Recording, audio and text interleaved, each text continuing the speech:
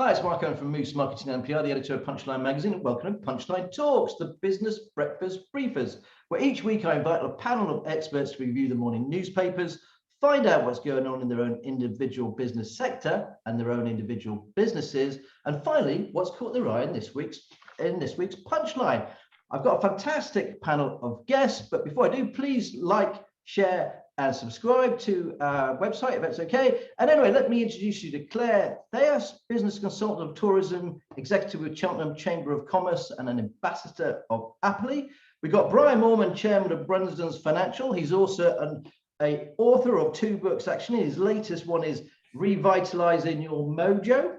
And he's also famously rode across the Route 66 on a Harley Davidson with his brother Dave quite a few years ago. Anyway, we've got Cordell, CEO of Caring the Community and People, the CCCP charity, and he also featured in one of our big interviews lately, so fantastic as well. And finally, last not least, and a big happy birthday to our guest Ian Means, 75. Ian was 75 yesterday, sir. Let me down, not wearing his stripy suit. But anyway, Ian is Gloucestershire Director of Business West. He's the ex-editor of the Citizen Echo newspaper, Western Daily Press.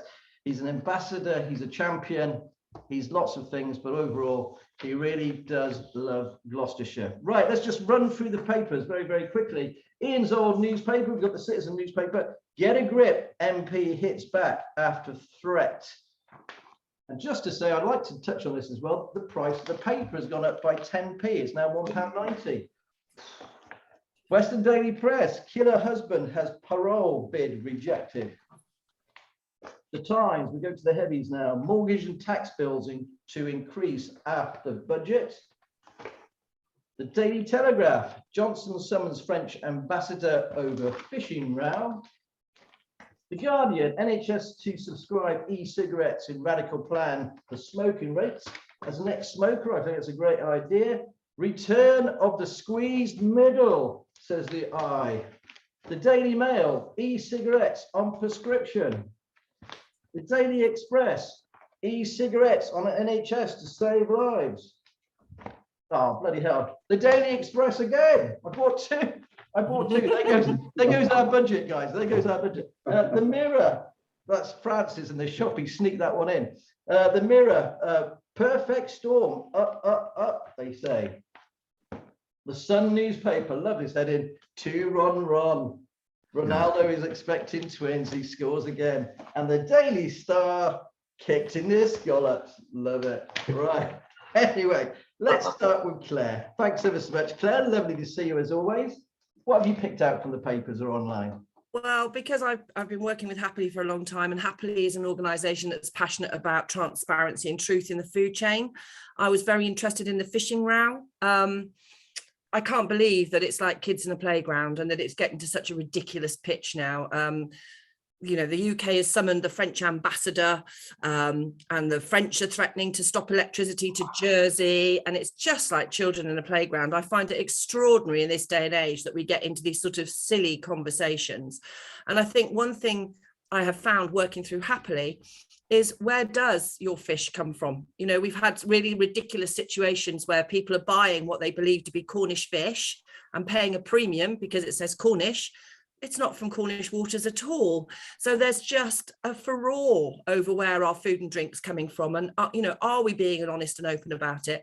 And as I said, this argument, constant, you know, I then went on to read about, you know, the latest on COP29. And yet again, we see the word row in print. And that is really unnecessary in this day and age. I can't believe that we're not all grown-ups and we can't have an honest conversation without having to row over everything. So I think this morning I was just very disheartened by some of the stories that I was reading. It wasn't about collaboration, working together, you know, working to a solution that fits everybody. It's all this horrible word of row. And with COP29, you know, we've got all this furore over that. And I do have to smile to myself. It's all about saving energy. And we've got all these people jetting in from around the world using aviation fuel like it's unbelievable.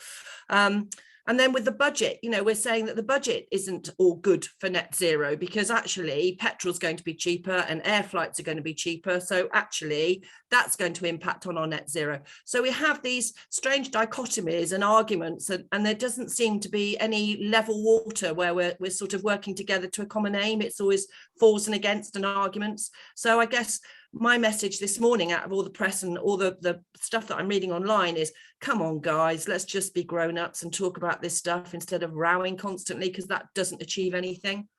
Totally. The world seems to be a very, very angry place at the moment. It's very angry. I don't know if that's because of COVID or, you know, where this anger's coming from, but, you know, we've just got to stop this. It's ridiculous. We're not going to achieve anything by rowing. Okay, thank you very much. Okay, let's go over to Cordell. Cordell, thanks ever so much for joining Punchline Talks. It's the first time on the show. So what have you been doing for us, please, sir?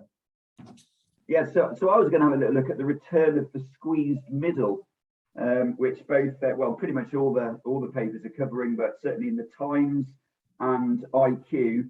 So Rishi Sunak, in his, was it an autumn, a winter, or an annual budget? Who knows anymore with everything that's going on. He promised support for the working families. That was one of his big headline announcements. But in actual fact, looking deeply into those tax announcements, the social care levy and the triple lock on pensions, for example, 110 billion pounds over the next 5 years, that's all going to hit all of those kind of middle stretch of families. And in actual fact, those tax rates are going to hit us all really, really hard. So the kind of gory details of that, if I look at the IQ, you have married couples with top earners and 2 children. You've got married civil partners, 1 earner, 2 children. Pension couple, married and born after 1935. Single pensioners, single person, no children. Single person, 1 child. Single person, self-employed trader, and unmarried couple, both earning. Pretty much across the board, they're going to do worse. It's funny you should say that. I think we're all going to do worse, though. Let's be honest about it. I was flipping through the newspapers this morning. They're on about prices going up by £3,000 each for the middle class. The truth of the matter is the UK's broke, every country's broke, and everyone's spent all this money on furlough, billions and billions of pounds, and he's got to get the money back. Yeah. That's the truth of it, isn't it, really? Well, thanks very much, Cordell. I'll go over to Brian. Brian, do you agree with that? Sort of yes and no. I'm picking up on Claire's theme, really, which is I'll call it getting real, because if you have a look at the budget, largely speaking, it was positive. You know, Rishi's got a few more bob to play with than what we initially thought, and really, I mean, we're in a lot better position than what we were projected to be in from 12, 18, 20 months ago. And I just think that we ought to be more positive on this. There's a lot of good things going on. We're trying our best to make the planet better. I think the vast majority of people want the planet to be better for our children and their children. And, you know, everything has to start. Claire, you said COP29, isn't it COP26, I think? But 6. Yeah, 6, there we go. Yeah, no, that's 3 years on. Yeah, I realised you threw that in, Claire, just to make sure I was paying attention. Well, yeah, I've got to catch you up somehow. Yeah, but on a serious note, I think we're all looking to improve the planet. We're all looking to improve sustainability. You know, we've got electric cars at the company. We've got an e-cycle scheme in place whereby people can buy a bike through the company and save tax and national insurance. You know, we're doing all those sort of things we're buying local. And I just think there's things in the budget in COP26, and I think they're sort of coming together really, and we're moving in this direction of let's be more positive. There's lots of great things happening out there, and let's make them better. You've always been a very positive chap, Brian, ever since I met you around 10, 12 years ago. Brian, what else has caught your eye then? What's the sort of story that's caught your online or Well, there was one that was tucked down there, Mark, which was really off-piste. And I was reading about, this didn't hit the main headlines, but there's a very famous scientist, Aubrey de Grey, and he's actually predicting that the first 150-year-old person is already 50. And then he goes into talking about how that's the case with improved medical conditions, with us being much more fit conscious and health conscious, and he talks through it, and there's a lot of logics to it, so you never know, guys, it could be one of us. No, thank you. I'm not sure I want to be around for 150. Anyway, talk about a gentleman. That's a very nice link. Thank you very much, Brian, to Ian Meany celebrating his birthday. You're not. That's that's halfway to 150, Ian. Halfway, yeah. Would you like to do it all over again, sir? I would. I really would, and I'd do some different things. Okay. Well, let's talk about the papers first. Well, I want to mention quite a few things. Some of our panelists have mentioned them before, but the day after the budget, you get a thing called the Red Book, which actually says what Rishi didn't actually say. And, Cordell is right when he quoted the Independent. I mean, the Telegraph headline on the front, mortgage rates rise just hours after the budget. In fact, your mortgage rates next week with a possible interest rate rise will be going up. So that's going to hit a lot of people. In the Daily Mail, my old paper, Richard Littlejohn, who used to work for me many years ago in Birmingham, has written a very critical piece saying Rishi spent like a drunken sailor, but he's picked the pockets of Middle England. It's the same sort of focus to the eye. And the Times front, mortgage and tax bills to increase after budget.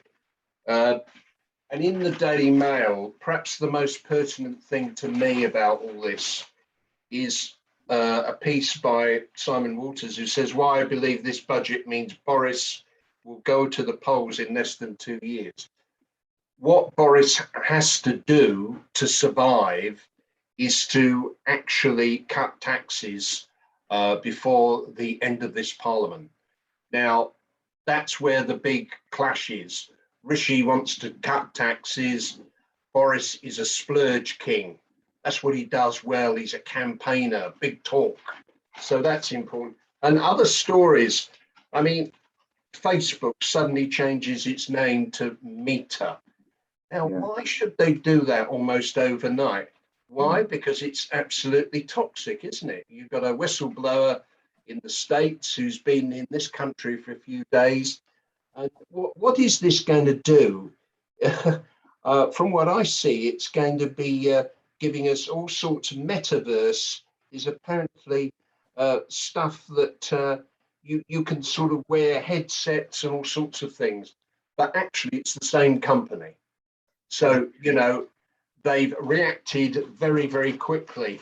And the story that the Sun led on the other day, my mum was born in Yorkshire. I'm a great fan of my Yorkshire Farm, this great series about the Owen family and all their 9 kids.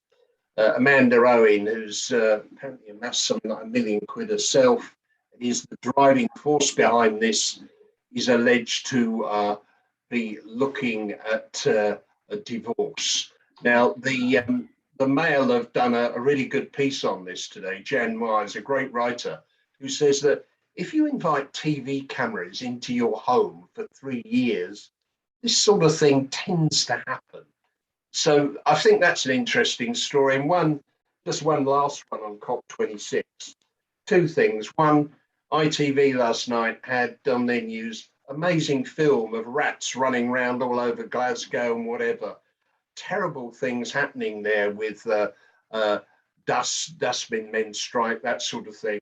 And also in the Telegraph today, we've got China who are sort of saying, we're going to sort of submit our statement, but it's, from what I can see, very, very little. They're the world's biggest polluter. But next week, it's all going to be green, isn't it? That's what's going to dominate. But I think what we've all got to realise is, what can we do? It's like Brian's saying about electric bikes and whatever. I think COP26 for all of us, for business, is about little things done simply, which we can all do. I think, to be honest with you, I think they're going to cop out myself. A couple of stories I picked out in the Sun actually was this. It's called Fan Diak. I don't really understand that bit, but basically a fan during a football game, it's the second or third division, goes Solihull Moors striker. He ran onto the pitch and did a sliding tackle to one of the players. Now the Sun does this in a sort of tongue-in-cheek kind of way, but actually I think it's absolutely ridiculous, and they ought to throw the book at this guy. I don't understand the Sun's logic at all in the way they've covered that story. There's a good piece there in the Sun also about the triple shot. I don't want to just think about the Sun.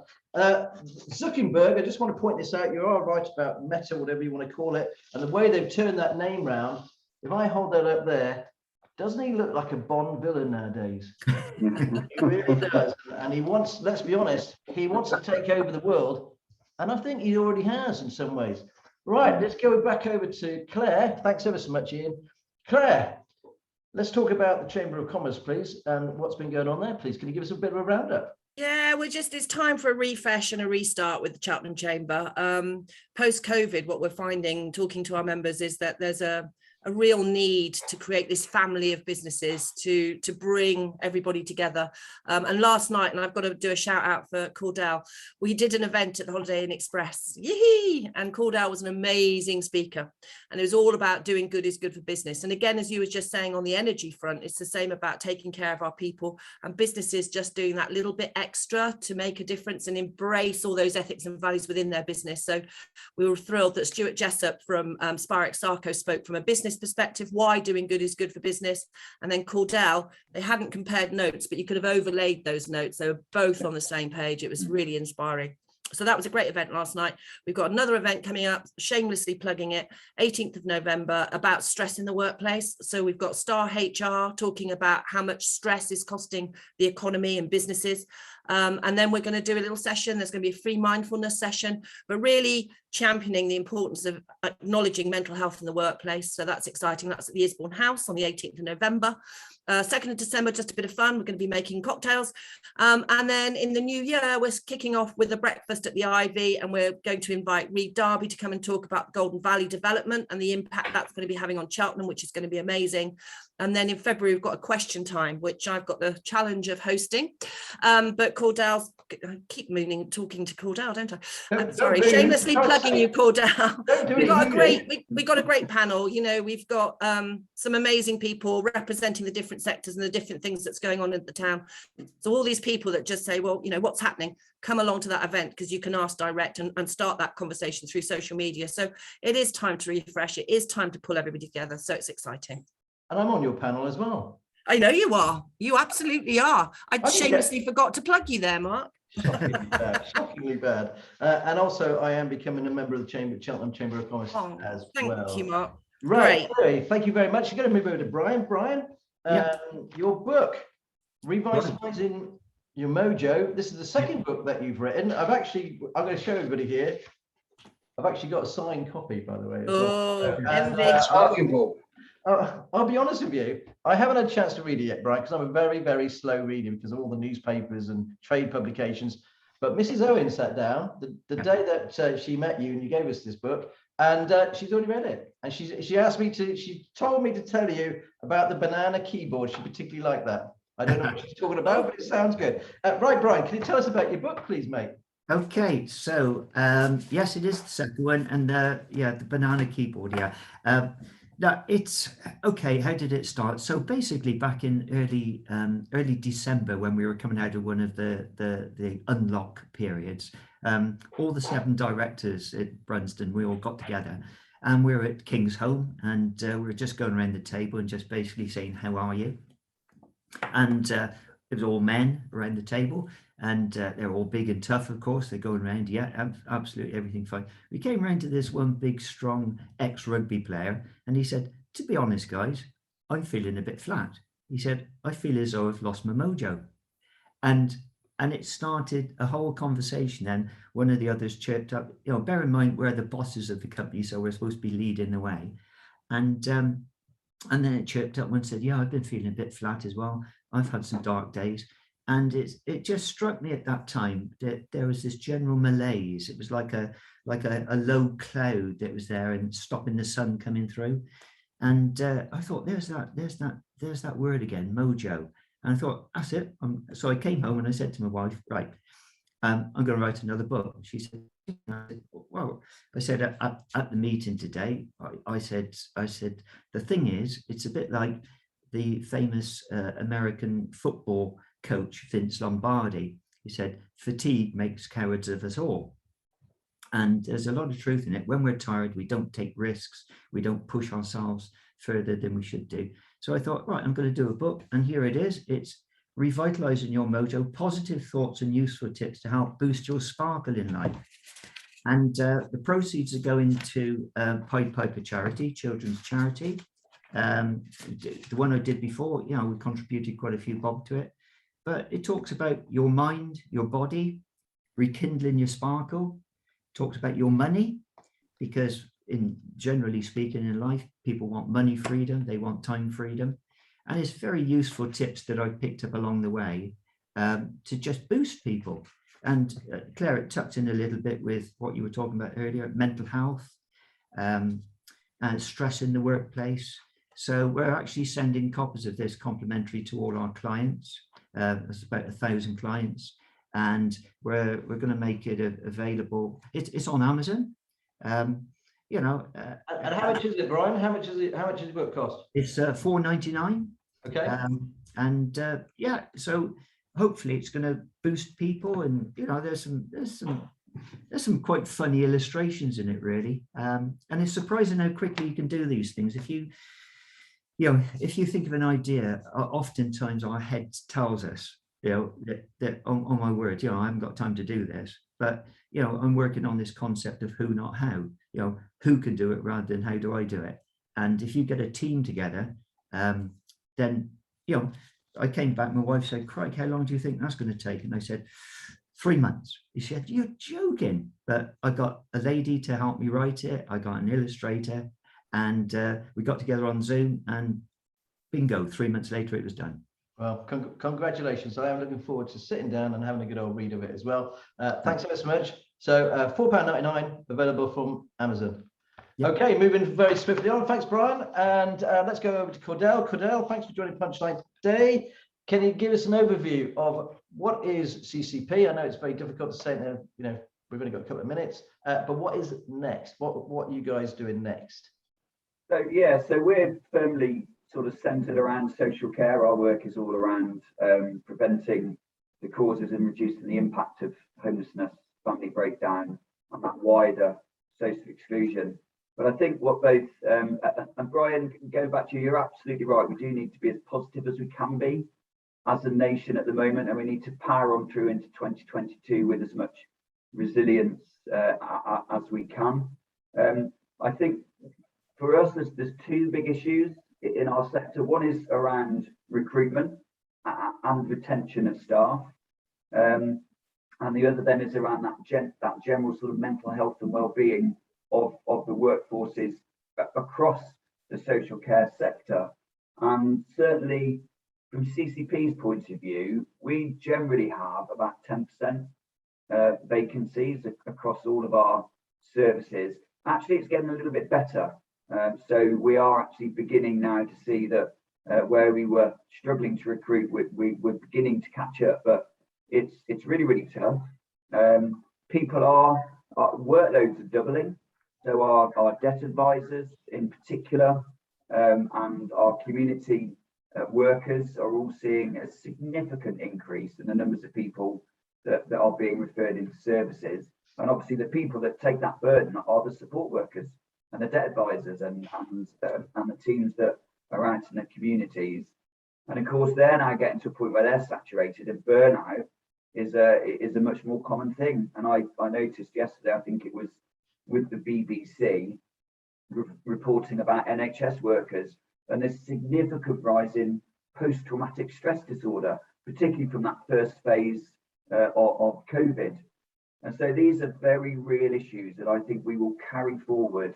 And in terms of our industry and probably across all sectors, our focus has to be on how we're going to support our frontline workers to feel well at work, to manage that work-life balance, and to manage the squeezes that will come through, announced by Rishi yesterday or Wednesday, and just generally carry people through so that they can be resilient and so they can see that this isn't going to be a winter of discontent, and 2022 isn't going to be a write-off, and actually, there's everything to look forward to. Oh no, fantastic point there. The one thing I would like to add, and this is something that I've been talking to quite a few of frontline managers and people, while we're all as bosses looking after our staff and trying to do the best things we possibly can for our staff and our crew and keep them safe, keep our families safe, there is a big burnout actually in the managerial level, the director level, the MD level, who have been under the cosh for around 18 to 2 years nearly about this now, and themselves are suffering from mental health issues, as they still try and keep their businesses afloat. And let's be honest, when we come around with all the government taxes and inflation and mortgages going up, we're going to be squeezed even more. Thanks ever so much, Cordell. Wish you all the very best with that. And obviously, if Punchline can help in any way, please just let me know. Ian, always good to see you. You wear lots and lots of hats. I've bumped into you. I've met so many sausage rolls with you recently. Actually, all these new events coming up, we're putting around a stone. What's been your big thing about this last week, Ian? What's caught your eye? Well, what's caught my eye really is how resilient Gloucestershire is. I'm sort of chair of organ donation for Gloucestershire and for 12 other hospital trusts from here to the Isle of Wight, and organ donation is a very important part of the health service. And despite COVID, that's going on, and there's been tremendous resilience on the nursing staff. A lot of these intensive care units are involved with organ donation, had to go onto COVID, so things are recovering there. But the health service is still in a very, very difficult situation. I mean, nationally, I think we need something like 85,000 nurses. If anyone tells you that things are getting better, I'm sorry, that's not the case, and it's all very well saying, oh yes, the health service is getting another £6 billion. But one of our real issues, Mark, is that we've got over 5 million people on the waiting list. Minimum, that's going to be 3 years. And we all know people who are ill and need appointments and have had cancelled operations. So that's very important. But on a very positive note, and I think, Brian's right, we need to be positive. In the last couple of days, actually on the budget day, we've heard some really good news for Forest of Dean and for Gloucester. Both have got their levelling up bids approved. The Forest, I think, is a very, very good bid in association with Happerley College, just around £20 million. And Gloucester as well with Debenhams. Debenhams, I think, is about £12 million of the 20 million that they've got. And that's going to be brilliant to house students, particularly health students.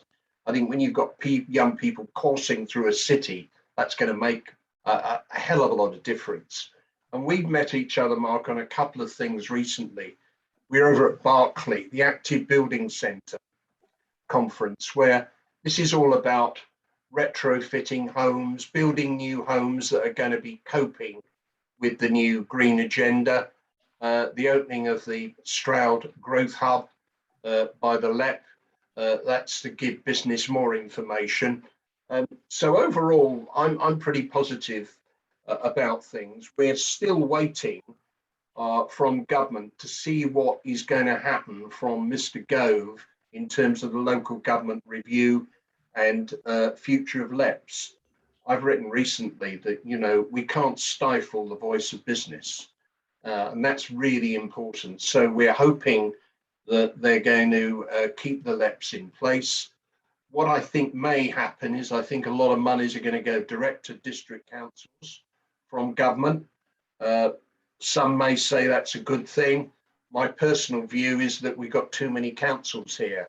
We've got 6 district councils and a county council. Doesn't make the job easy. But overall, I think Gloucestershire is a damn good place to do business, whether it's in Cordell's area, in the whole social area, or Brian's area. We do pull together and we can get out of this. And I'm very enthused about the future. But, you know, that headline in the Eye probably sums it up, squeezing the middle. This is not going to be easy. And early next year, from April, firms are going to be under increasing pressure from national insurance rises and then later corporation tax. So it's going to be pretty tough. Okay, thanks ever so much for that, Ian. The one thing I think you missed out, if you don't mind me saying, was the money also for the Cheltenham bid, which was for the which is very important as well. The transport links between Gloucester and Cheltenham, and the canal corridor as well. Fantastic. That's really great news as well. Big congratulations to all these councils and everybody in the teams that have worked really, really hard to get amazing work. Now, let's quickly go through what's caught your eye in this week's Punchline. We'll start with you, Claire. What caught your eye, please? Well, I was just thrilled to see that we'd won those bids in the budget. A lot of people know that I'm very passionate about the future of our high streets and how we have to revisit our high streets. We can't just do what we've always done. We've got to accept the fact that people are buying more things digitally, and especially so through COVID. So to actually take a redundant shop, and rather than thinking, right, we'll just find another retailer to go into that premise, to actually bring young people into the centre of Gloucester is going to be amazing and so good for the town. So well done. Excellent. Good old Gloucester. I'd like to know what the university would have done if it hadn't got the money, but that's yeah. So that was ever in doubt. Brian, what's caught your eye, please? Well, Mark, I'm going to shamelessly plug the fact that Brunsdon is 90 years old next year. Although I hasten to add, I haven't been there all that time myself. But it's going to be a charity year, Mark, and I just wanted to put that out there. Really, we're going to look to raise a lot of money. We've already raised 100,000 for different charities over the years, but we're going to adopt a 90 theme. We're going to put 90 hours into the community, where we're going to send our staff out and sort of allow them, for the want of a better word, to take time off from work to go and help in the community. And we're going to pick 9 different charities, and we're just going to go out there and help out and raise as much as we can for local charities. Thanks very much, Brian, and I'm sure you will as well. Cordell, what's caught your eye in Punchline, please? So it was the business to struggle over the living wage rise, which you announced early. You beat Rishi to it. Well done, Mark. And actually, the national living wage from April will go from £8.91 up to £9.50. Ahead of that, though, the Real Living Wage Foundation had already set the real living wage to be £9.50, and CCP are a real living wage employer, and we're really proud of that, because we do believe that money in people's pockets will get spent in the economy, and actually people need to have a decent wage for the work that they do. In about 3 weeks, the Real Living Wage Foundation will come out and announce the real living wage, and I suspect if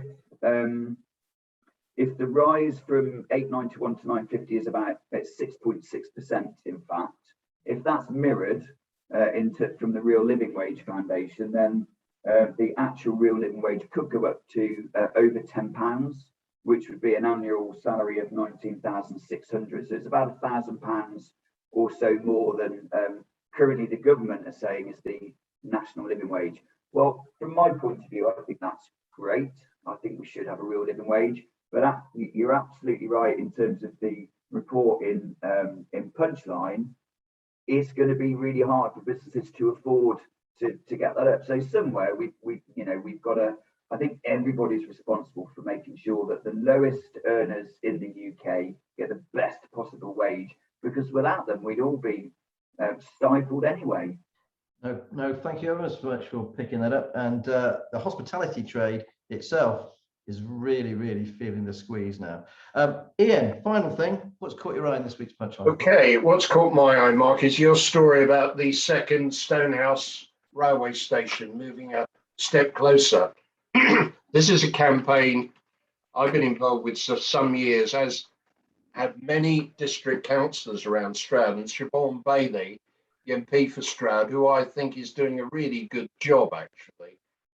She's had a note from the rail minister, Chris Heaton-Harris, saying that they're through to the next round of the Restoring Your Railway programme.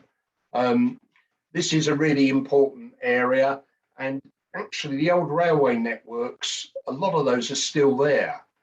And looking at, you know, COP26, the future, I think we need to restore some of those tracks. A lot of them are still there, like this, the old Stonehouse Railway track and whatever. So I think that's a really positive story.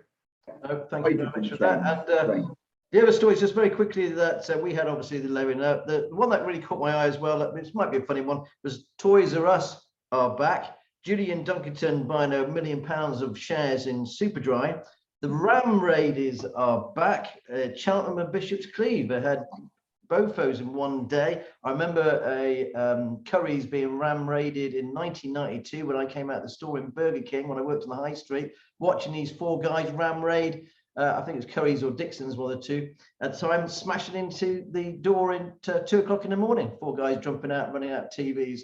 No mobiles, so I couldn't phone the police. I had to run down the road to a phone box and do the It took for ages to phone the police. Anyway, thank you ever so much, my fantastic panelists. If you enjoyed the show, please share, like, and subscribe. Thanks for joining Punchline Talks. Bye. Bye.